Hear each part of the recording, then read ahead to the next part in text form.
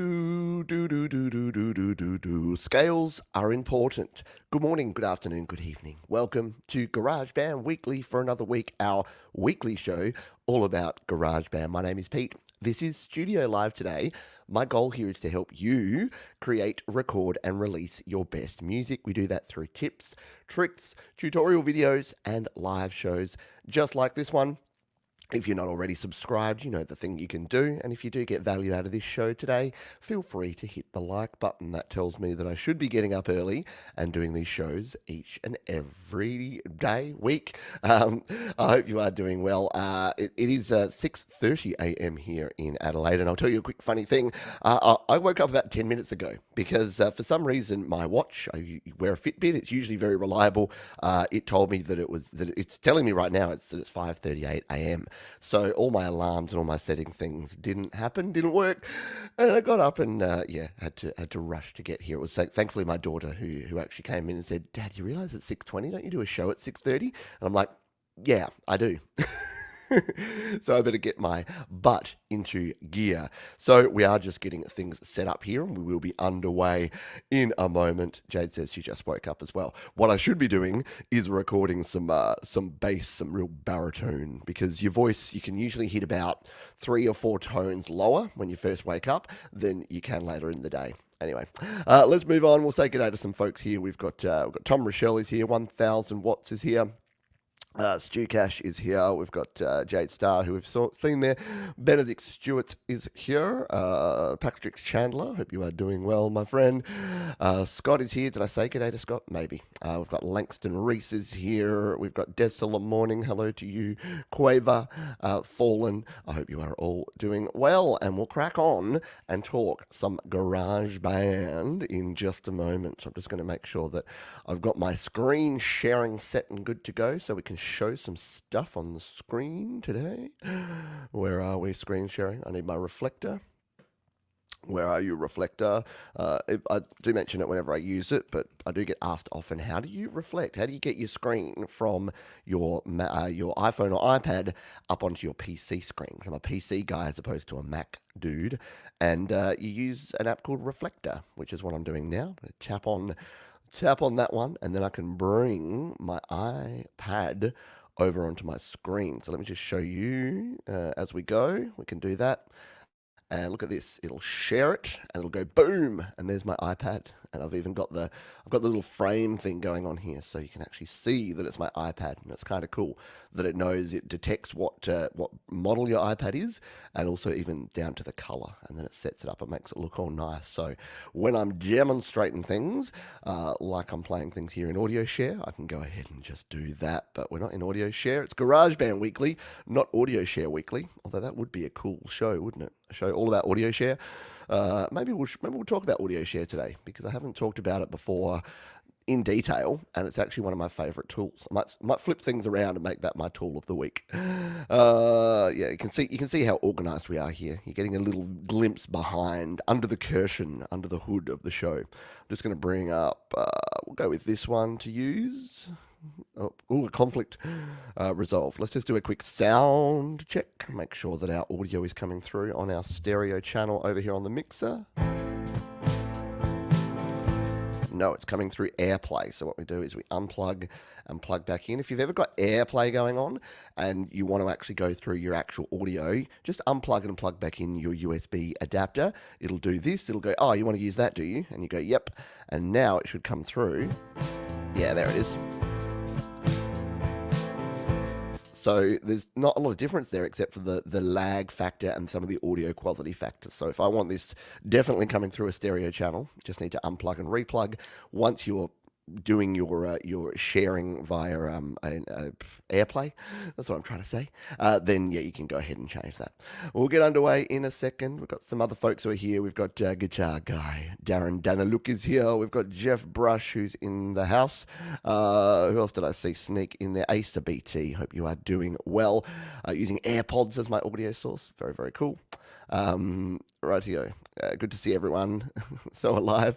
I could barely keep my eyes open. Yeah, that's all right. We're going to bring the energy anyway. It's actually good. I did a course as part of my day job. I've done some courses on public speaking and presenting, not surprisingly, and one of them is called Think on Your Feet. And when I woke up and realized I had 10 minutes to prepare and do this show, I thought, here's going to be a really good chance to use that Think on Your Feet training, Pete, because I hadn't actually prepared the show, didn't have my notes, didn't have anything ready, and I'm like, let's just do it. Let's just crack on. I do need a drink, however. So, that all being said, let's crack into the show and get started, shall we? Where are we? Make sure I have the few notes that I have here, and we will get going. I can't find my. There we are. We're good. We got it. Right. Oh. Okay, let's jump in and get started. I'm just going to go back to full screen and we'll take a quick pause and then we'll be on the way with the show. Welcome to GarageBand Weekly for another week here on Studio Live today. In this one, we'll be talking about a few things. We'll be showing you some Midi note editing. We'll be talking about other mobile DAWs on your iPhone or iPad as well. And we'll be taking a look at a very cool plugin to get your mixes wider. That's a little bit of a clue. But let's jump into the news and notes, of which we have virtually none. It's been a super slow news week. So instead of any news or notes here today, I wanted to talk about what's happening here on the channel in August, because we've got some exciting GarageBand adjacent stuff about to happen. And that is that I'll be checking out some other mobile digital audio workstations. So primarily the two that I'll be focusing in on are Cubasis and Aurea Pro. I already have Cubasis. In fact, let's just see if I can bring it up here live. Didn't really plan to do this, but I'm just going to make sure that I actually have it installed, because I don't think I've actually even opened it up on here. I don't have it. We'll look at that in a moment. So we're going to look at Cubasis and Aurea Pro. And the reason that I want to do this, and the reason I want to do it here on the channel, is that I get a lot of questions from folks saying, should I update? Should I upgrade? Should I use something better? I'm frustrated by the limitations of GarageBand. Should I try and use something different? And my answer is generally, use what works for you. And if there's features that are missing from GarageBand and you want to do something else with your music, then you may need to actually look at that. If you're producing music, and this is why I haven't updated or I haven't tried a whole bunch of other DAWs, is that I haven't actually found that there's things that I can't do in GarageBand that I want to be able to do. Sure, it would be nice to have things like master faders. It would be nice to have the ability to automate something that's not just volume, and it would be nice to be able to, export MIDI and do other things like that. But these aren't sort of deal breakers for me. So what I thought I would do is, so I'm just going to search for Cubasis and re-download it now while we're doing this. What I thought I would do is actually go through and test out some of these. So I've been saving this for this show, and then we will continue on and check it out. So here is Cubasis 3. This is what I'll be checking out through the week and making some videos about. We're going to open it up. Would like to access your microphone? I'm assuming I do, yes. So you can see here, this is definitely the very first time I've opened it, and whoa, this is different. And to be honest, this is why when I've seen people doing when I'm doing tutorials on Cubasis and Aurea Pro, I've been a little bit overwhelmed by all the different things.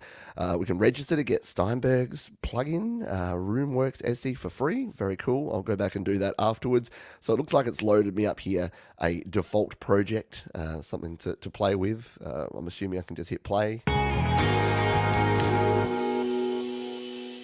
Wow. Okay. So yeah, again, it's going to be a learning curve for me, because I do like the fact that we've got different colors here. So we can look like we can use different colors for different tracks, even all audio tracks.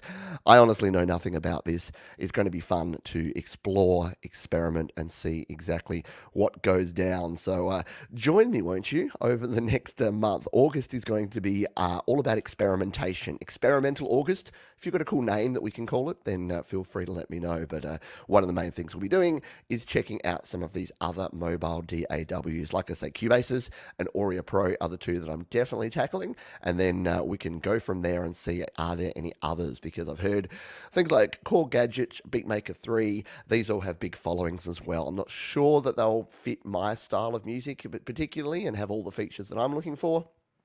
or do anything that GarageBand doesn't do for me. But you know what? There's only one way to find out. That's what we're going to do. Righty dokie. Let's continue on here. What did we get to? So the tip. Let's jump straight into the tips. I'm moving things around. We're changing the order here today. Since we have the screen up there, we'll go back to GarageBand like so, and it's like seeing an old friend, like the comforting feeling of seeing an old friend there. So what I wanted to show today is a little bit about Midi, because as you can see here, I use a lot of audio recorded tracks, but if you don't have an audio interface, if you don't have a microphone, if you don't play guitar, you're probably using a lot more of these sort of tracks, a lot more of the green tracks than you are the blue tracks, because these are ones that we can actually program in by tapping things on the screen. So what I'm going to do, I'm going to delete out this electric piano. I'm just going to show you how I approach recording a virtual instrument, and then some of the options that we have for editing that, because there's a heap that we can do here in GarageBand. So let's just hit play on this one, and we'll bring up our keyboard.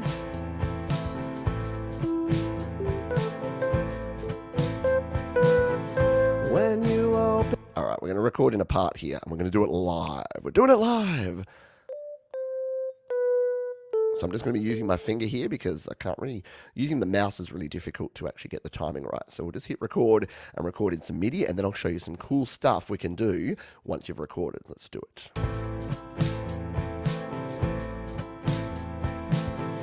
When you open your eyes up to the sky above and you see the world, there is nothing that you can do but close your eyes again, 'cause you don't like what you're seeing, and you don't like what it means, and you don't want to believe it, 'cause you're part of the one person. That'll do it for our intents and purposes. So you're probably aware of that when we're recording in, you just play your bit in there. I mean, there's other things you can do, of course. You can come over into chord mode. You can use your arpeggiator, which is super cool. There's lots of different options. You can change the scale even if you want to be able to play in a particular scale. But once you've got your thing recorded, that ain't the end of it, because there's a heap of options that we have here to be able to do.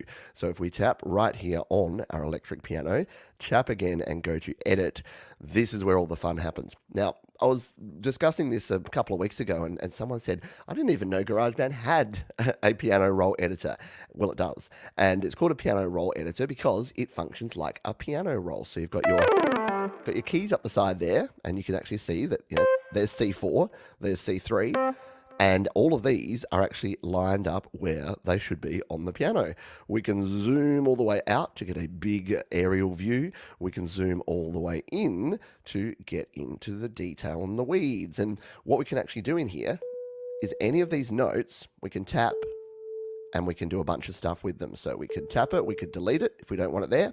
Undo's your friend. We can tap it, we can copy it, and then paste it somewhere else if we want to. If we want to create another note, whoop, like that, just put it right there at the start. We definitely don't want that. Get rid of that. And we can move these around. So your little handles that you have here are going to help you adjust things. So we can actually move it up and down.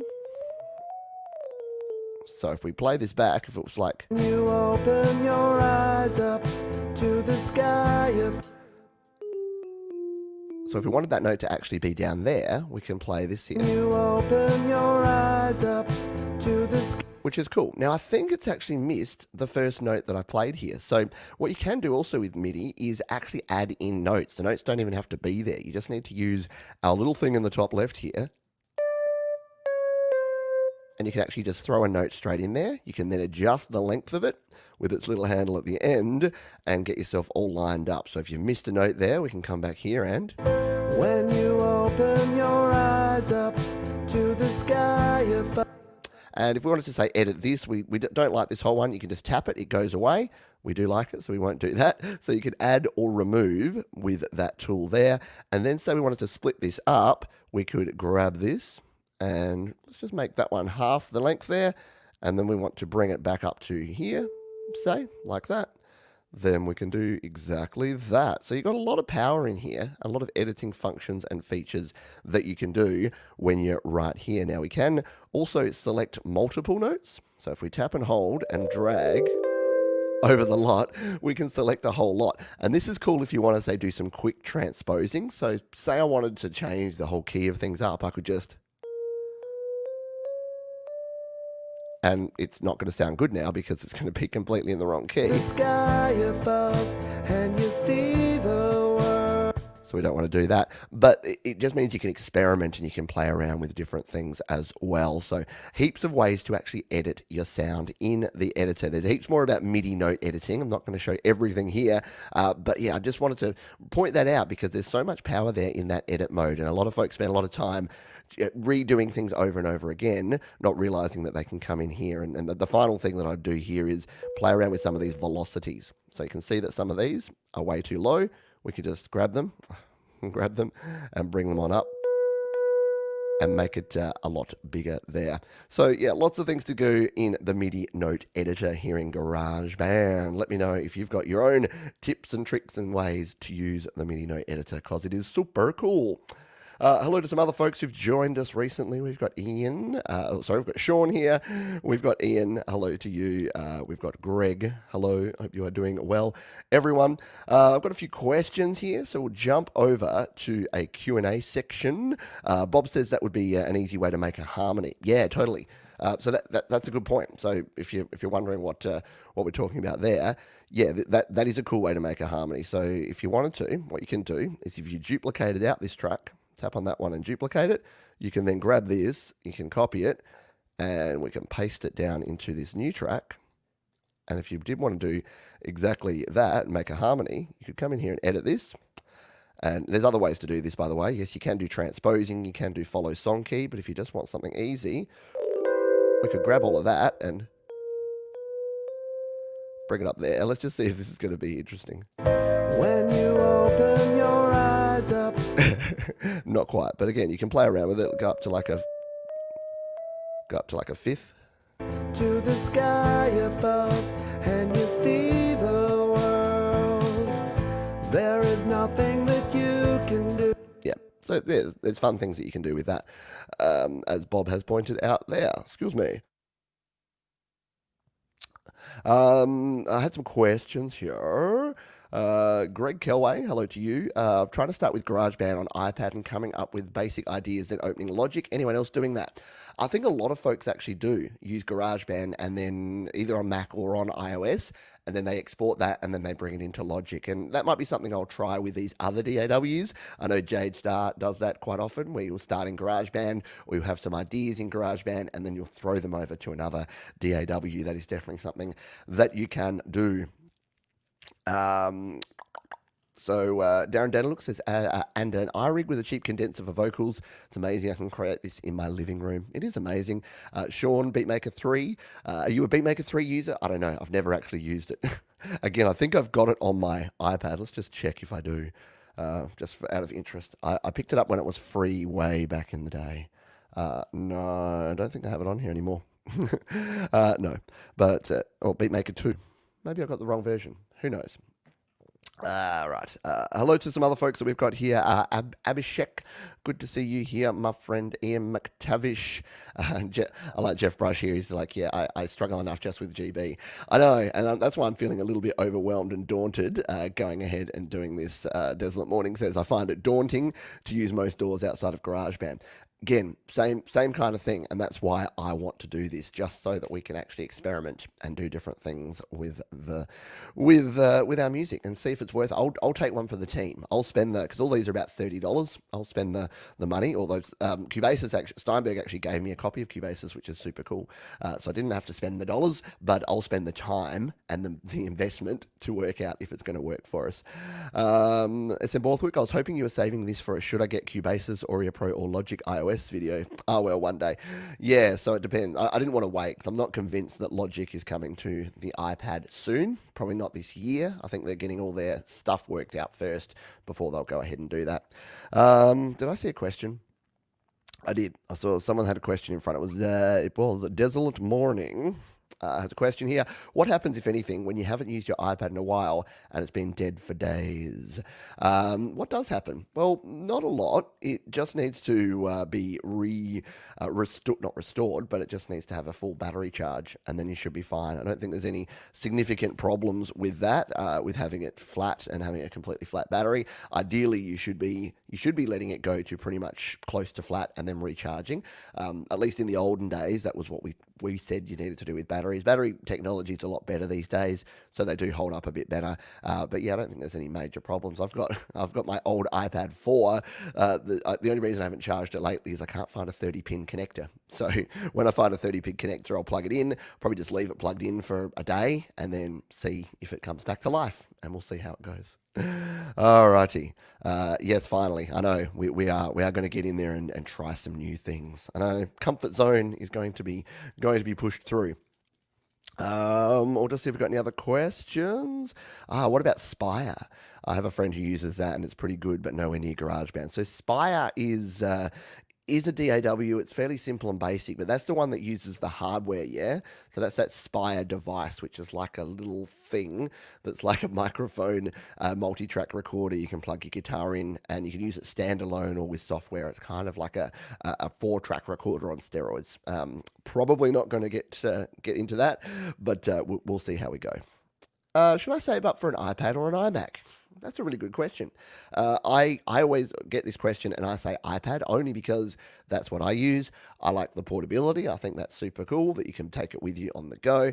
You can do everything that you need to do. And look, there's arguments for why you'd want a real computer, but they're getting less and less. So the things you can do on iPad these days are so expansive that the need to actually have a desktop computer is becoming less and less. And personally, I do all my editing in LumaFusion for video, and I do all my music in GarageBand for audio. So for me, it doesn't make much sense to buy a Mac because I do everything on my iPad. Now that I have the iPad Pro, it flies along and I don't have any issues. So yeah.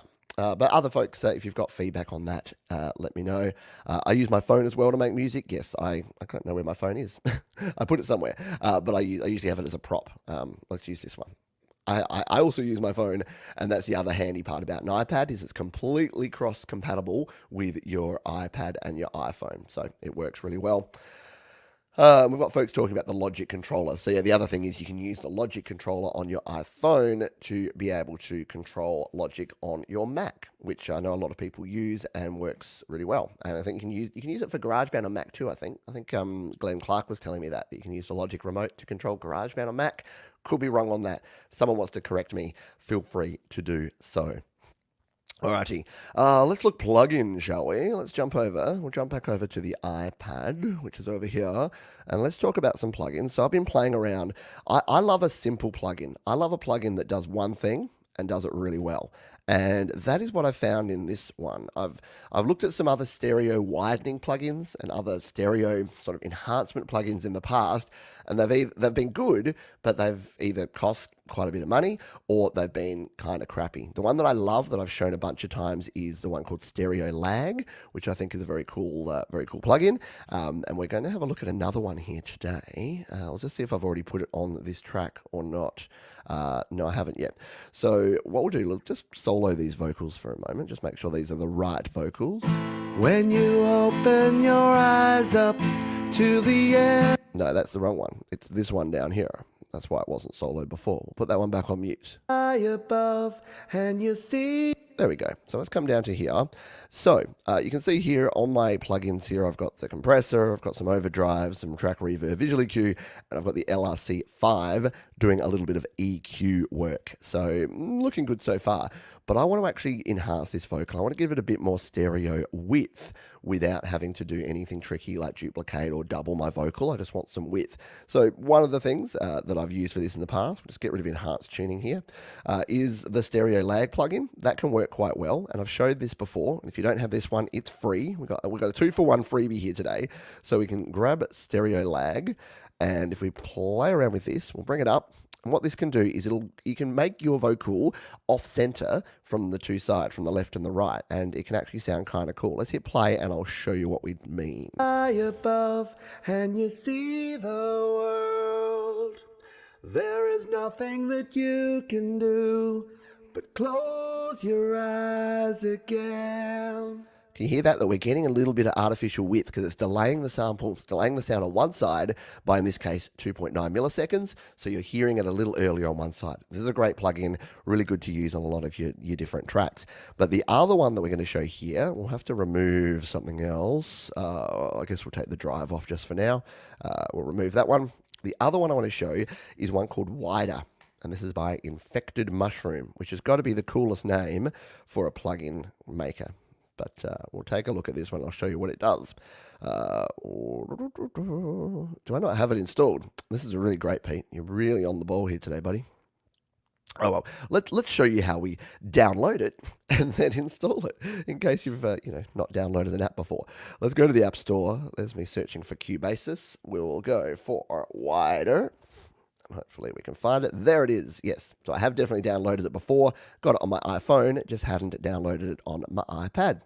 So we will open it on up. I like it because it's showing GarageBand. Like a lot of the apps show like AUM or Audio Bus is what they're using it in. The little demo here shows it exactly on GarageBand. I'm like, yes, it's the right one. So you can open it directly there, but obviously it's an AUV3 plugin. So it's saying, yeah, you don't need to use it here. You can close this one and you can use it over in GarageBand. Oh, yep, we've connected. Just make sure our audio is still coming through. 'Cause you don't lie. Yep, we're good. So let's put the plugin on this one. We'll tap there. Now we should be able to come down and find a Wider plugin. There it is. Cool. And I like a plugin like this because it's so simple on the interface. You can see here, we tap and we drag, and you can either drag in this first section to go from 0 to 100% wide, or you can go super wide. I'll show you what both of these do now. So let's play this vocal and we'll widen it on up. Rise up to the sky above and you see the world. Can you hear that? There width? Is nothing that you can do. Now we're close your almost behind again, 'cause you don't like what you're seeing. So what I found is that less is more with these sort of plugins. So the temptation is to put it all out here. It sounds okay, like, and you don't like, but you start getting that phasing kind of effect happening there, which doesn't often sound super good. But using this in conjunction, like I said, so if we bring this into, maybe about there, what it means, and you could use this in conjunction with your stereo lag and bring this, let's just make this a little bit more intense. And you don't want to believe it. You can hear that we're getting quite an effect there. So you can either use this really subtly just to give that little bit of extra width and a little bit of thickness to your mix, or you can use it more as an effect that you actually want to put on your track. So we'll leave the vocals as a bit more of an effect there. If we bring this back in, let's grab the acoustic guitar here, shall we? And do the same sort of thing here, because we can again add it in here. We'll go to Wider again. Boom. And do the same sort of thing here. We'll move it like so, whoop, and hit play.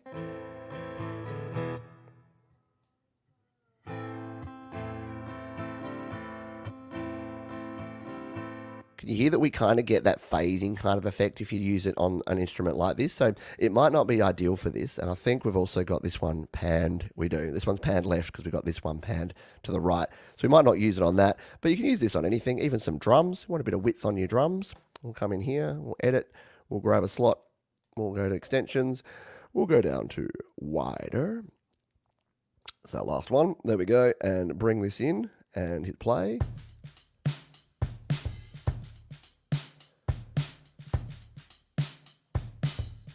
I actually really like a stereo widening plugin on drums. I think it sounds kind of cool. I'm just going to take it off of this guitar. I don't think it sounded good. But if we bring this back in now with the wider vocal and wider drums, it'll sound like this.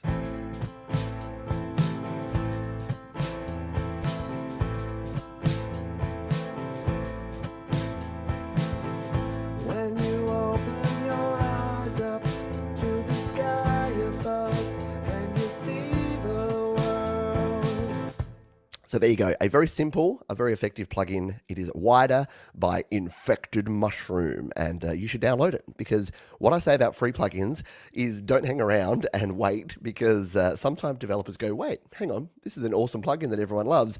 I should probably be charging me 99 cents or my $1.99, and they do go up in price. And I'm more than happy for them to do that, because developers work hard on this stuff, and they deserve to be able to make a living from it. But if you want to get some of these now, go ahead and download it right now, and you'll be able to use it on your mix. So SM Borthwick says, I use Wider on every guitar track rather than panning. There you go. So that is a good tip there. Judy Free says, I have a confession. I've been unfaithful to my beloved GarageBand. She was called BandLab. I had her on iPad and PC. Pretty satisfying, but gave her up as I didn't have time. I'm a one-door man. Yeah, we'll see. We'll see if I remain faithful to GarageBand. I know there's plenty of people that say, Pete, get out there and try something new. And then there's a lot of people that are like, I'm a bit scared. Is Pete going to abandon GarageBand and abandon the GarageBand community? Not bloody likely, because I'm too comfortable and I can do too much with it. So there you go. Righty dokie. I'm just going to see if we've got any other questions here. Jeff Brush says, how different is the version of Cubasis you get with your Steinberg audio interface compared to Cubasis 3? Yeah, that's a good question. There's Cubasis LE, and maybe I need to download that, or at least know what the differences are so that I can let folks know. Because here's the sad thing, I own 3 separate Steinberg interfaces right now. I've never installed the free software you get with it, which is Cubasis LE, because I kind of figured that there's not really a point going to something different. If for $30 I can buy the full-fledged version, I think I'd be getting frustrated with something that wasn't the full-fledged real deal. So righty dokie. I think I saw another question down here. We've got Dion Mitchell. Can you monitor 4 drum mics using Cubasis on iPad and the imported WAV file you're recording to simultaneously? I'm not sure about on Cubasis. You definitely can on GarageBand. So if we come over here to GarageBand, I'll just pop your question down for a sec.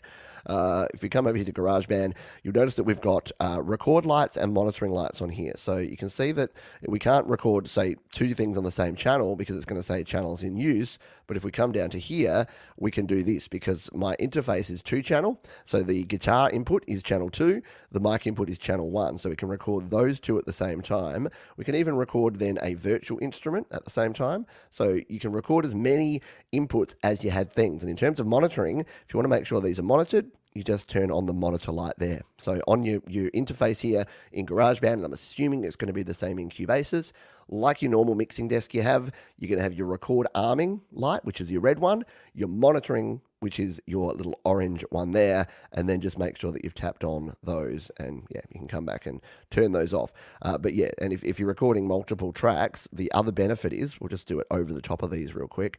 The reason I say get yourself at least a 2-channel interface is that even if you're recording nothing on the second channel, if you have 2 of them armed here, instead of jumping over to that stupid microphone screen, it's going to stay on this screen, which makes it easier to record. I'll show you what I mean. If we hit record here,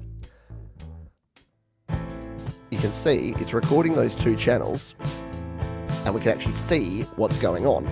As opposed to, if we stop that and we undo, as opposed to if we were recording, we'll take the record off of the guitar. If we're recording just the microphone, this is what we see. You lose your track. So you don't know where you're up to in the track. You can't see your other tracks there. So if you're having this problem and you do have a 2-channel interface, I highly recommend, here's what I do, is if I'm recording a vocal and I want to make sure I've got all my cues from my other tracks, I'll simply create a second track that I'm not even recording to. You can see I've already got this set up down here. But what I would need to do is just come in here and put this onto my other one. So if we're on channel 1, just put it on channel 2.